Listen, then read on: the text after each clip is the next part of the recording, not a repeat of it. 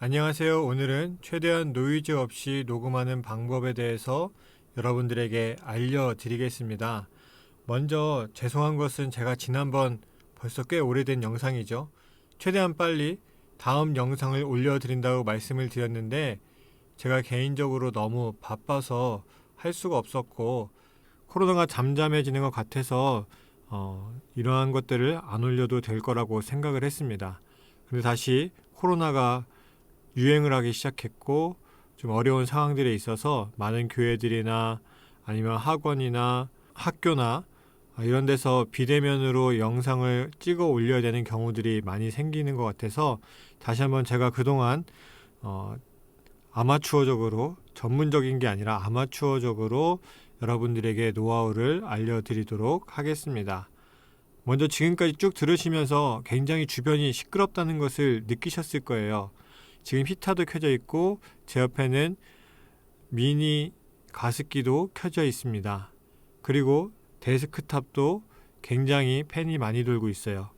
특히 요즘에는 데스크탑이 고성능이 되면서 팬이 많이 들어가게 돼요.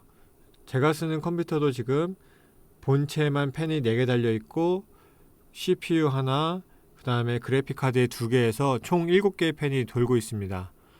구경이 크니까 소음이 좀 작기는 하지만 어쨌든 소음을 발생하고 있고 그 소음 때문에 녹음하는데 지금 이렇게 굉장히 시끄러운 소리들이 들어가고 있는 거예요. 제가 최대한 제 주변에 있는 소음들을 제거해 보겠습니다.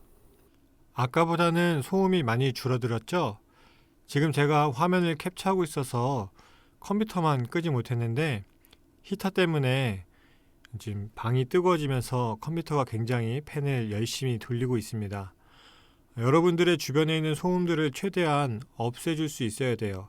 선풍기 바람, 에어컨 바람 소리, 히터 바람 소리, 가습기, 컴퓨터 팬 소리. 제가 원래는 개인적인 녹음을 할 때에는 레코더를 이용해서 녹음을 해요. 그럼 컴퓨터를 안 켜도 되니까 팬 소리도 없애줄 수가 있죠. 그런 방식으로 여러분 주변에 있는 소음들을 최대한 없애주셔야 됩니다. 또 한 가지 중요한 것은 여러분들이 녹음하는 곳에 벽이 딱딱한 시멘트 벽과 같은 환경이라면 소리가 반사돼서 마이크에 다시 들어가 녹음이 되는 경우가 있습니다. 그럴 때 마치 동굴에 있는 소리처럼 소리가 울리게 되는데 그런 효과를 좋아하시는 분들도 있을 거예요. 하지만 원본은 항상 제일 좋은 상태로 녹음하셔야 됩니다. 그런 효과들은 나중에 후보 정할 때 다 넣어줄 수 있기 때문에 굳이 원본을 훼손하는 방법을 사용하지 않으셔도 됩니다. 그래서 그런 걸 좀 방지해주기 위해서 리플렉션 필터라고 하는 것도 있고 또 그런 환경이 안 되면 여러분들이 소리가 반사되는 곳을 좀 찾으셔서 옷을 걸어두거나 커튼을 치는 것도 한 가지 방법이 될 수도 있습니다. 두 번째로 중요한 것은 여러분들이 기본적인 장비는 좀 구매하셔야 됩니다. 마이크라든지 오디오 인터페이스 같은 것들 구입하셔서 사용하시면 좋은 효과를 보실 수가 있어요. 또 요즘에는 믹서들 중에서 USB 단자가 있는 경우가 꽤나 많이 있습니다. 거기서 바로 컴퓨터로 연결하게 되면 지금 이런 프로그램들을 통해서 각 채널마다 녹음을 할 수가 있습니다. 어떤 기기들을 보게 되면 32채널, 그러니까 쉽게 이야기하면 32개의 마이크를 한 번에 담을 수가 있는 믹서가 있는데 USB 2.0으로 32채널 다 각각 녹음할 수 있는 환경이 돼요. USB 2.0이라고 해서 뭔가 하기에 부족하지 않습니다. 그 믹서가 있으면 여러분들이 좀 더 깔끔한 소리들을 녹음하실 수가 있고요. 그것이 아니라면 오디오 인터페이스 정도 그리고 마이크 하나 정도 구매하시면 많이 도움이 되실 거예요. 세 번째와 네 번째로 말씀드릴 거는 제가 유튜브를 통해서 배운 건데 제가 깔끔한 녹음 혹은 노이즈 제거하는 방법을 굉장히 많이 찾아봤어요. 그런데 유튜브에 들어가서 그런 영상들을 보니까 들어가자마자 그 영상에서 이미 노이즈가 있어요. 그러니까 제대로 모르는 거죠. 또 노이즈가 없는 것 같은데 말을 할 때마다 뭔가 삐직삐직삐직 하는 소리가 들리거나 아니면 목소리가 굉장히 이상하게 들리는 경우들이 있어요. 이건 뭐냐면 노이즈 필터를 쓴 건데 노이즈 필터를 쓰면 원래의 소리가 무조건 훼손된다라고 생각하시면 돼요. 물론 고가의 플러그인 같은 경우에는 많은 좋은 성능을 보여줄 수 있지만 우리가 그렇게 고가의 플러그인을 살 수도 없는 노릇이죠. 그러던 중에 제가 찾은 것이 누구였냐면 김도헌이라고 하는 분이었어요. 대림대학교에서 음향 쪽으로 교수로 가르치기도 하시고 또 개인적인 음향 사업도 하시는 분이고 이분이 정말 필요한 정말 최소의 장비의 잠재력을 끌어낼 수 있는 아주 기본적인 이야기들을 해주는 것을 듣고 정리해서 여러분들에게 이제 알려드리도록 하겠습니다. 세 번째로 중요한 것은 무엇이냐면 마이크를 제대로 사용하는 겁니다. 마이크를 사용하실 때에 거리가 가까워야 됩니다.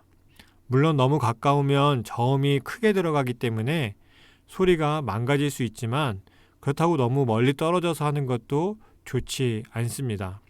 보통 우리가 알고 있는 마이크들이 핀 마이크, 콘덴서 마이크, 다이나믹 마이크, 샷건 마이크 이 정도로 많이 알고 계실 거예요. 근데 어떤 분들은 그렇게 이야기해요. 내가 가지고 있는 마이크는 수음력이 굉장히 좋다. 혹은 샷건 마이크는 원래 좀 떨어진 소리들을 녹음하기 위해서 사용되는 마이크다라고 이야기하세요. 근데 그 거리가 생각보다 그렇게 길지 않습니다. 여러분들이 영화나 드라마 촬영하는 장면들을 보시면 카메라에 나오지 않을 정도로 굉장히 큰 마이크를 봉에 매달아서 들고 있는 장면들을 많이 보셨을 거예요. 그 사람들이 가지고 있는 장비들이 굉장히 비싸고 좋은 장비인데 왜 그 사람들이 굳이 그 좋은 장비를 가지고 최대한 가깝게 녹음을 하려고 하겠습니까? 거리가 멀어지면 무조건 소리는 망가질 수밖에 없어요. 제가 한번 테스트해서 들려드리겠습니다. 마이크의 거리에 따라 녹음의 품질이 어떻게 되는지 테스트하고 있습니다. 마이크의 거리에 따라 녹음이 어떻게 되고 있는지 테스트하고 있습니다. 마이크의 거리에 따라 어떻게 녹음되고 있는지 테스트하고 있습니다. 다시 한번 들려드릴 건데요. 이번에는 각 녹음한 거를 거의 같은 볼륨으로 증폭해서 들려드리도록 하겠습니다. 마이크의 거리에 따라 녹음의 품질이 어떻게 되는지 테스트하고 있습니다. 마이크의 거리에 따라 녹음이 어떻게 되고 있는지 테스트하고 있습니다. 마이크의 거리에 따라 어떻게 녹음되고 있는지 테스트하고 있습니다. 굉장한 차이가 있을 겁니다. 특히 가까이 20cm에서 녹음했을 때랑 1m 거리에서 녹음했을 때의 차이를 들어보시면 굉장히 차이가 있을 겁니다. 이 원리는 너무나도 간단합니다.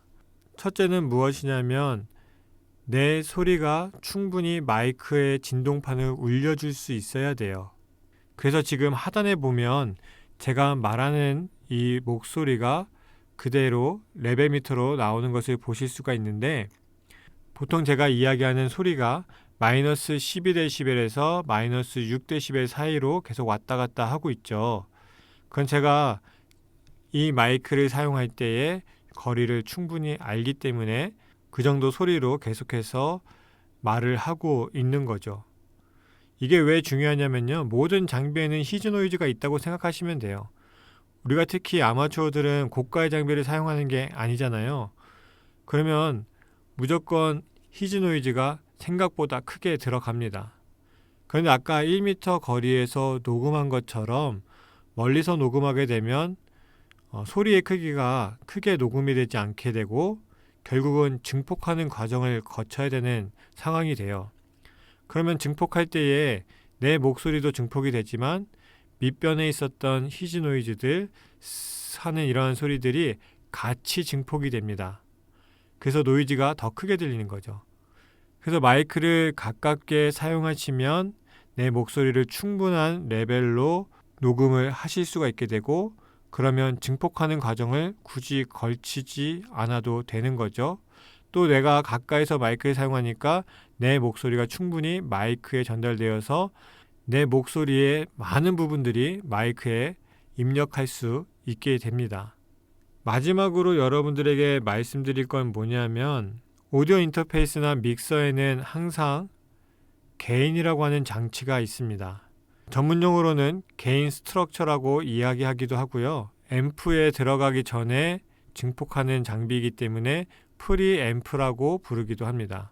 이 게인에 대해서 아주 간단하게 말씀드리면 제가 지금 소리를 내고 있을 때에 제 소리가 마이크의 진동판을 울리게 되죠.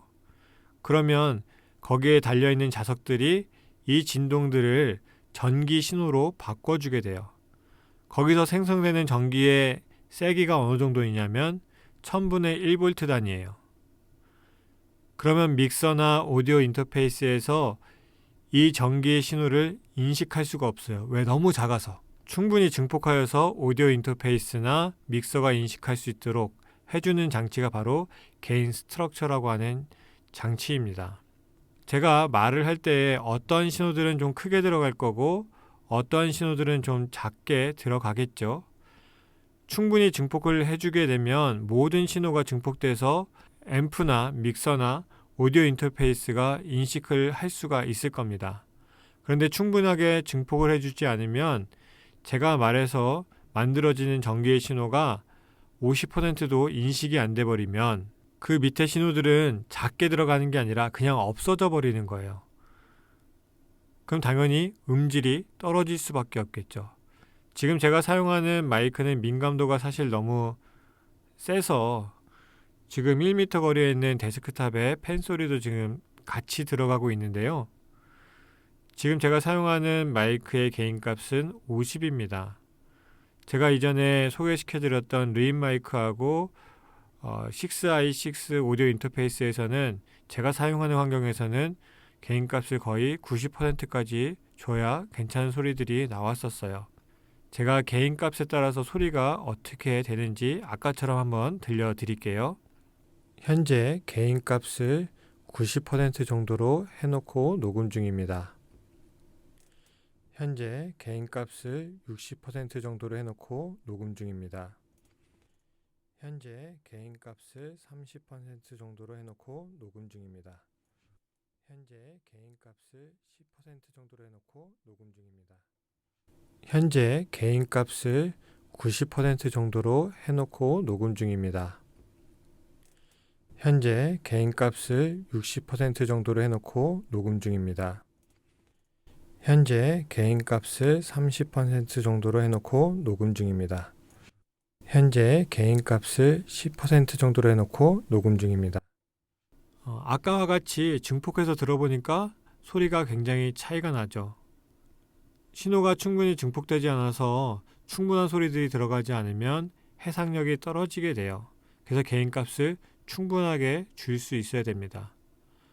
아까 말씀드렸던 마이크를 어느 정도 가까운 거리에서 이용하는 거 하고 그 다음에 개인값을 충분히 올려주는 것을 통해서 마이너스 12dB에서 마이너스 6dB 사이에 목소리가 녹음되는 게 가장 중요합니다. 그리고 어떤 분들은 이렇게 말하시는 분들도 있어요. 개인값을 너무 높여주면 마이크와 믹서에 무리가 간다라고 이야기하시더라고요. 근데 여러분 한번 생각해 보세요. 기계가 100가지의 증폭할 수 있는 힘을 가지고 있는데 50밖에 두지 않고 그 이상 올리면 기계나 마이크에 무리가 갈 수 있다라고 이야기하면 그 제조사가 문제가 있는 거겠죠. 그리고 마이크의 신호를 증폭하는 장치이기 때문에 마이크에 무리를 줄 수는 없어요. 신호가 역행하진 않으니까요.